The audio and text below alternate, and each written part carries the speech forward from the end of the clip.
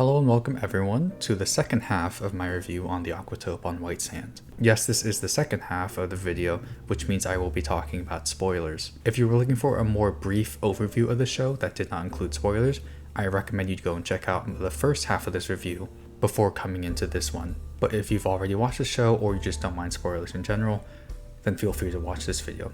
And with all that said, I hope you enjoy.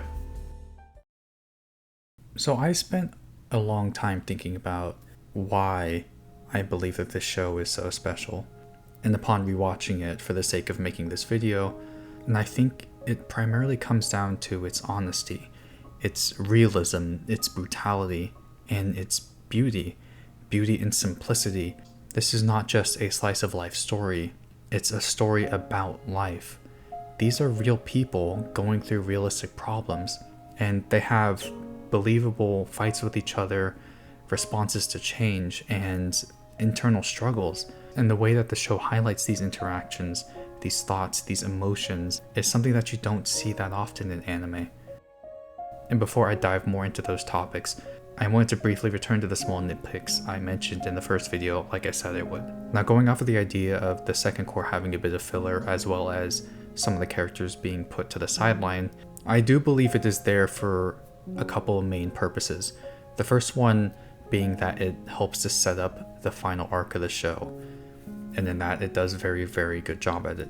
And secondly, it also helps to further develop the world that the characters are in, which again adds to the aforementioned realism that the show is trying to convey. And as the main characters are being sidelined a little bit, by adding more weight to the rest of the world and adding to that sense of progression in time and showing the small ways in which the characters develop, it helps to add more impact and weight to the last part of the show, because without that setup, that last arc loses a lot of its resonance. And while I can definitely see how that first part of the second core kind of feels like filler, I would also argue that it's actually very important for that part to be in the show so that the final arc has the amount of emotional weight and impact that it needs.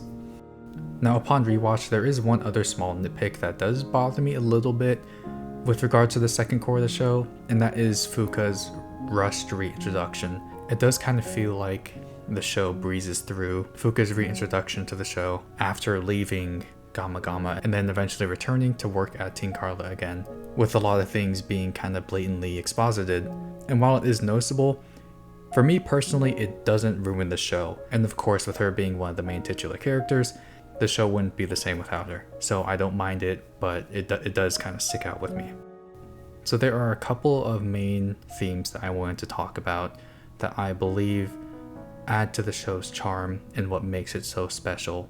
And the first one is how it highlights the importance of change.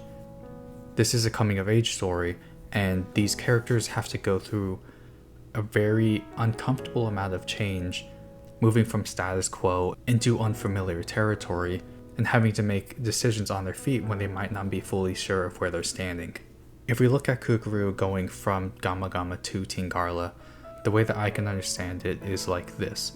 The change was kind of like moving to a different country for a job. Yes, you're taking productive steps in your life, moving up in the world, getting new experiences, getting new exposures, meeting new people, and striving for more success. But at the same time, you're moving away from home. Gamma Gamma had that homey, comfortable feeling of it. To Kukuru, it was familiar, it was small but loving, it was casual. It was a place where she could feel happy, because Gamma Gamma is where she found a new home after losing her parents. They say that home is where the heart is, and after losing Gamma Gamma, that effectively meant Kukuru felt like she lost a part of her heart. So moving to Teen Carla was not only a change by means of new experiences, it was also a change that forced her to let go of something close to her. Home is where the heart is, and for Kukuru, her heart was with Gamma Gamma. Teen Carla will never be Gamma Gamma, but maybe eventually it can become home. This motif of finding happiness and optimism through the uncomfortable changes that they experience is something that is not only very beautiful to witness, it's also incredibly relatable, as all of us do eventually go through this type of transition period, moving from something that's comfortable and familiar to something that's new and often painful, which will a lot of times lead to that feeling of being lost. And first we get to see Fuka losing her job as an idol, and then having to gather herself up and move on to something new, and eventually then with Kukuru, who goes through the same exact sort of transformation, losing her childhood dream and then having to reconcile with what she lost in order to move forward again. I think Gramps really sums it up best when he says that when we keep struggling through life's various challenges, eventually we will find our rewards. Even in those dark times where we feel like we're lost, we're confused, we're suffering, we're meant to keep striving forward, and eventually you will find something that you can look back on fondly. And even when you are at those crossroads and you're not sure where to go next, oftentimes it's best to do yourself the favor of choosing your own path, instead of doing what you think others will approve of. Because at the end of the day, it is your life, and no matter what you do, you have to be able to make your own decisions in order to follow your dreams. And the second thing that I wanted to bring up is the motif of finding peace in the ocean. Something that I really appreciate about the show is that they don't just take the setting of an aquarium for granted. They talk about the implications of what it means to trap fish in acrylic glass tanks for people to look at. And as much as we have worked to improve the quality of life of the fish in these tanks, they're still not technically free. But there is still a very important role that aquariums play, and that is inspiring a love for the oceans of our planet and the marine life that inhabits them. The life that populates our oceans are not only incredibly important, they're incredibly fragile. And what's worse is that the main threat for the life in the ocean actually comes from humans. And although a lot of us are kind of removed from that situation and we don't get to actually see one-on-one what type of impact we have on it, it's the type of thing that will slowly build up and have massive changes over time. So being able to preserve what we have left and being able to inspire the younger generations to imagine a better world through love of marine life is ultimately the goal. The show celebrates life on our planet, being able to have a glimpse of what actually happens beneath the surface of the water, witnessing the vast and diverse ecosystems, from the incredibly tiny to the awe-inspiringly massive. All these sorts of animals that seem otherworldly, they are a part of our world, and we should not only appreciate them for how they look, but we should also protect them because they are a vital part of our Earth. As Gramps mentioned, all life comes from the ocean, and eventually all life will return to the ocean, as that mysterious yet familiar awe about the water, something that is inherently a part of us, yet there's still so much left to learn about it. So being able to cherish what we have right now will hopefully inspire the next generations, hopefully be able to not only preserve the future environment, but will also allow it to thrive. To wrap up, I wanted to just talk about some things that are more personal. When I first started this show, I was only a few episodes into it, and yet I could still kind of tell that there's something special about this.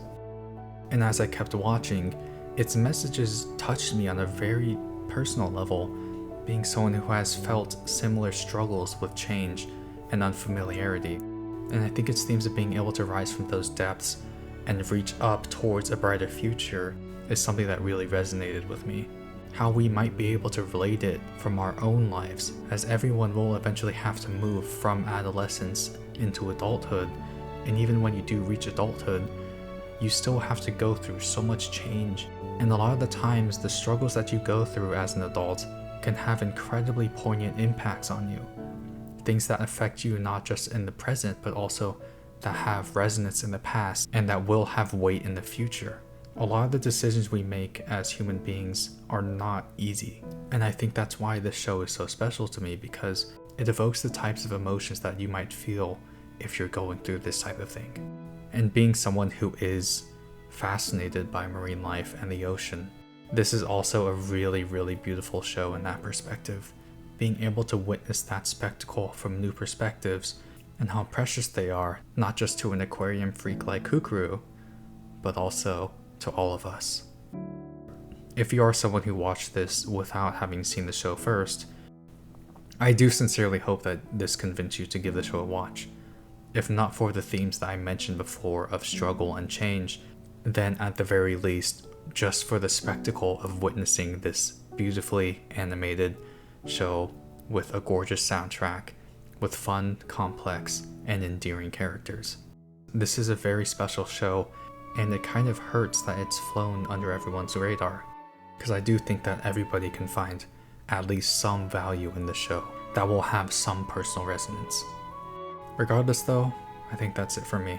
My thoughts on the show are still going to be developing over the next year or so, and I will have other things to say about it, but we can cross that bridge when we get to it. If you did stick around for the entirety of this video, it means a lot. Hopefully you enjoyed it. Hopefully there is something meaningful you could take away from this.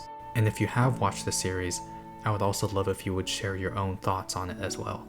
But with all that said, thank you so much for watching this video, and until next time, take care.